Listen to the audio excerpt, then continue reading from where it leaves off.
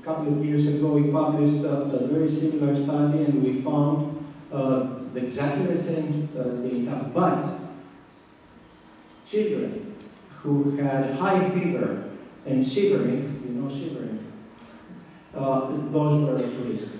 So if you have a child with shivering, high fever, especially if the duration is long, the child is at risk.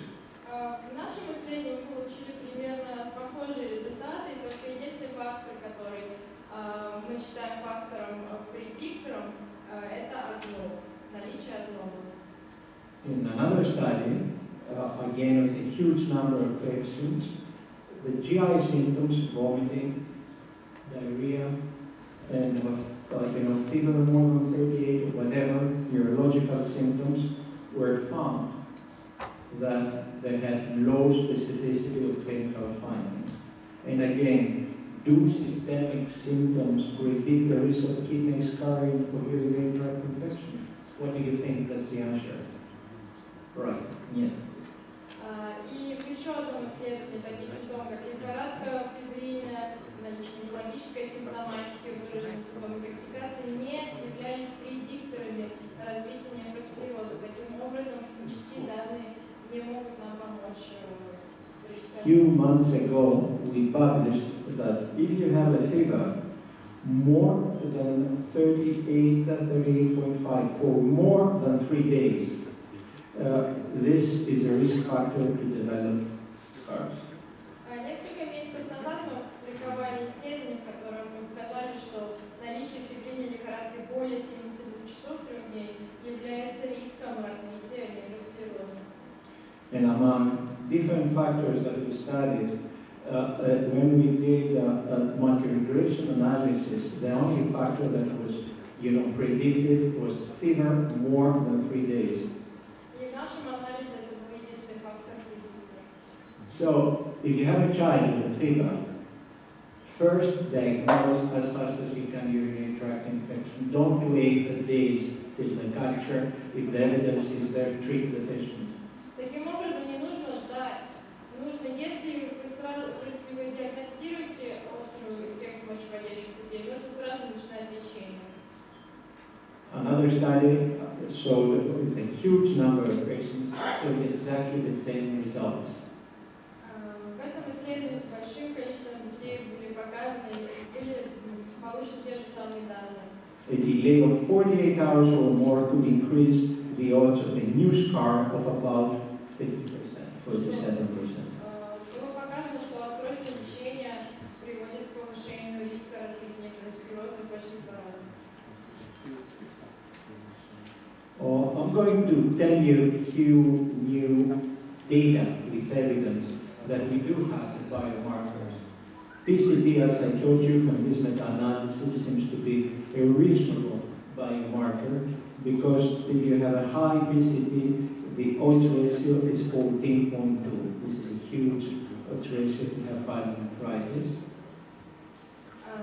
Я вам расскажу о новых данных относительно биомаркеров, лабораторных маркеров, которые могут нам помочь. And that was 2 years ago when we did another meta-analysis. We found from 18 papers data of 1,011 patients, and 60% of those they had ATM. В нашем метаанализе мы выделили из нескольких статей было выделено 1011 пациентов, которые были острый. And we found that the best biomarker was PCP. You can see here the area under the curve was much better than the CRP for the white blood cells, and the odds ratio was 8.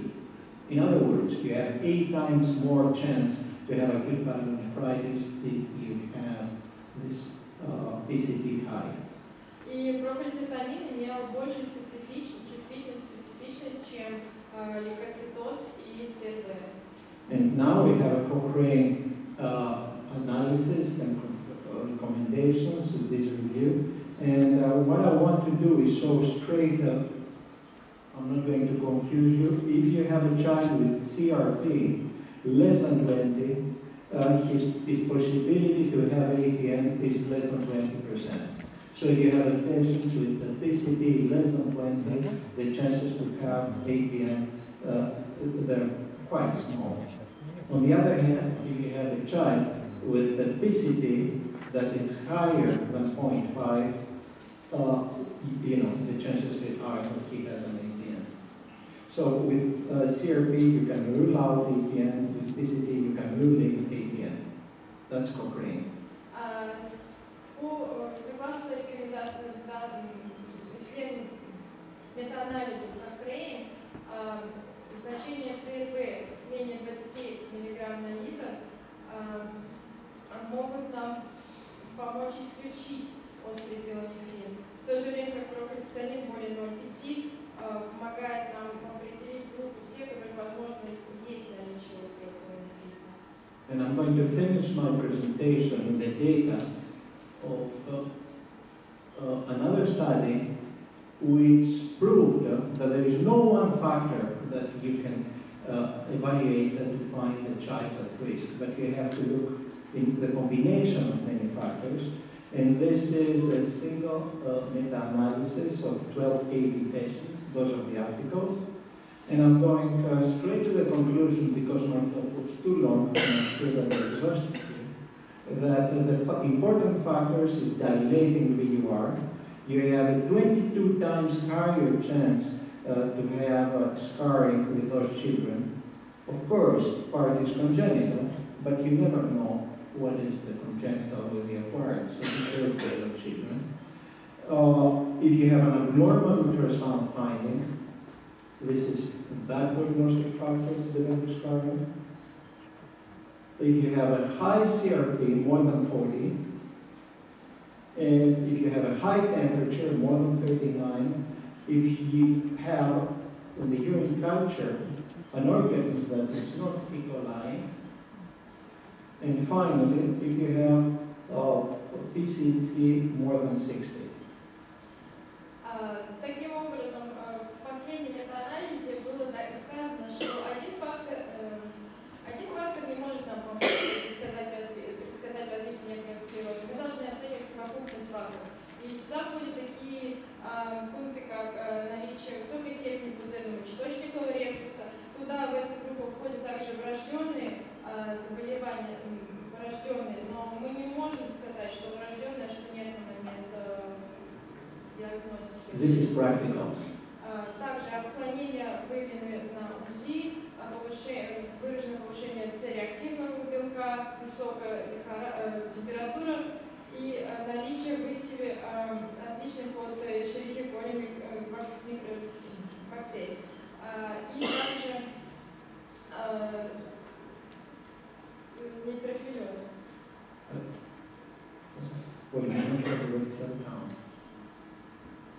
Okay, be practical. Tomorrow you go back to work and you have a child with fever and urinary tract infection. The mother of the child is asking you, my child will damage part of his kidney or not? First of all, you have to explain that the scar is not damaged. It happens in many children, but this is an indication that your child is at risk to develop many scars. How you can answer? You have those 6 factors. Those factors, they are from imaging, ultrasound, and VUR. If you have a dilating VUR, grade 4, grade 5. If you have a normal ultrasound, they are from lab data, like a CRP more than 40, PCCs more than 60, and E. coli, an organism that's not E. coli, and finally, remember, if the child has a temperature, C range more than 39. Remember those 6 factors because it will help you to advise the mother and much more to know that this patient is at risk to developing scars. Будьте практичными. Например, завтра к вам может прийти пациент с острой инфекцией мочевых путей, и его мать будет беспокоиться, будет ли у ее ребенка поражение почек в дальнейшем. И вы должны принимать во внимание эти 6 факторов, чтобы выделить группу риска, у которых может сформироваться множественная ишемия, нервный склероз впоследствии. My take-home messages are clear. If you have a child with a CRP more than 40 or PCP more than 1, дети имеют различие, риск развития снегосклероза при таких лицевой больше 40 и процентонине the больше. child is at risk to develop renal lesions after a UTI. У таких детей, скорее всего, будут изменения почек после перенесенной инфекции. And the combination, as I told you, of abnormal ultrasound of an etiologic organism other than E. coli and a figure more than 39. И при сочетании с изменениями по УЗИ, наличием высева отличной от Escherichia coli микроорганизмов и лихорадки боли при CDT в сочетании со знобом. The children at high risk to develop renal lesions are children with dilated PUR. There's no doubt about it. И, конечно, в эту группу риска входят дети с дилатирующим If you don't treat those children with prophylactic antibiotics, please advise the parents if they have a fever or they're sick to come to the hospital as soon as possible, do the appropriate test, start antibiotics to save the kidneys. И я рекомендую вам не назначать профилактическую антибактериальную терапию, а говорить таким родителям, что если их дети заболевают с температурой, они должны обязательно обращаться к врачу, проходить необходимое обследование, чтобы терапия была вовремя назначена. And finally, the high-risk group to develop long-term complications are only children with extensive bilateral lesions. If you have a child with one lesion in one kidney, probably means nothing. They should have many lesions in both kidneys. Также важно знать, что именно поражение снижение функции почек будет у тех детей, у которых было двустороннее массивное поражение почек. У детей, у которых есть один очаг нефросклероза, возможно, не будет никакого клинического проявления последствий. Oh, thank you. My email is available if you want to talk with me with a specific question after the discussion. It was a pleasure to communicate with you. Should I answer one or two questions? Спасибо, мне было очень приятно общаться с вами. Мой email доступен, и вы можете мне всегда написать, если у вас есть какие-то вопросы по своим пациентам. Вопрос. Okay.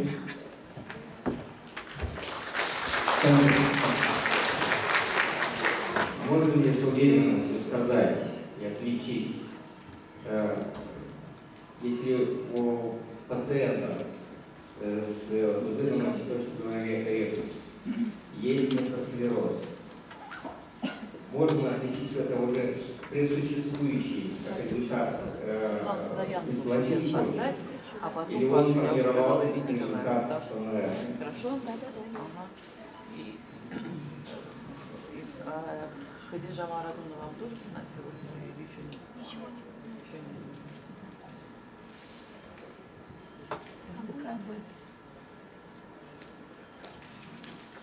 That's a very good and difficult question to answer because that's the reason why we have this condition. In some patients, yes. If you have a patient with prenatal hydronephrosis with no urinary tract infection, do you understand me? The chances are that's congenital disorder. If you have one kidney that is small, and even if this child had 2 days of urinary fever before, if the whole kidney is small, it's hypoplasia. If you have those, not a kidney that's normal and has some patches of dysfunction, this might be dysplastic.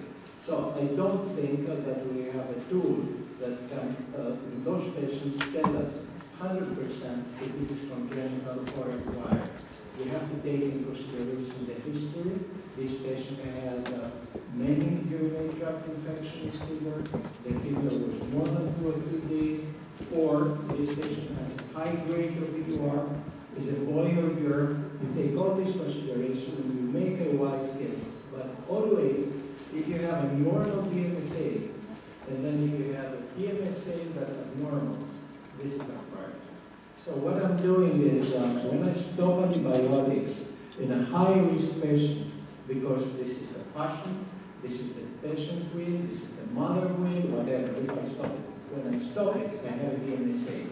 If the DMSA is normal, I know that I did my job, okay, and if the child is more than 3 or 4 years, the chances to develop scars is minimal. If the DMSA is not normal, I know that if the child will develop a febrile infection, and then has scars, the scars will be before stopping the antibiotics. This is practical. That's what I'm doing. Это очень сложно различать эти два состояния. Нет какого-то однозначного теста, но вы должны принимать во внимание анализ, наличие рецидивирующих инфекций мочеводящих путей.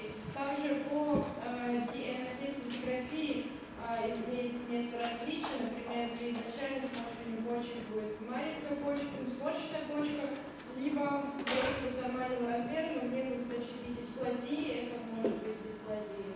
Вот. В любом случае, если у ребенка инфекция мочеводящих путей острая, необходимо прекратить, закончить курс антибактериальной терапии, я рекомендую делать сцинтиграфию, чтобы посмотреть, есть ли